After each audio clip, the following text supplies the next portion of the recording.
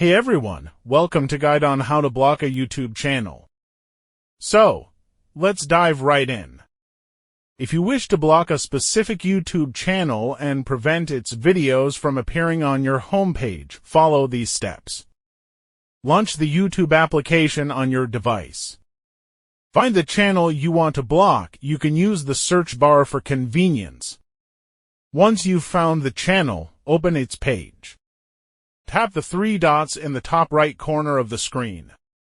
From the drop-down menu, select Hide User from My Channel.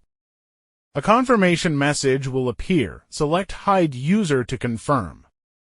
Additionally, you can block a channel directly from a video on your YouTube homepage. Locate a video from the channel you want to block. Tap the three dots next to the video title. From the pop-up menu, choose Don't Recommend Channel. That's it, you've successfully blocked the channel. And there you have it. If you found this video helpful, don't forget to like and subscribe to our channel for more tutorials. Thanks for watching.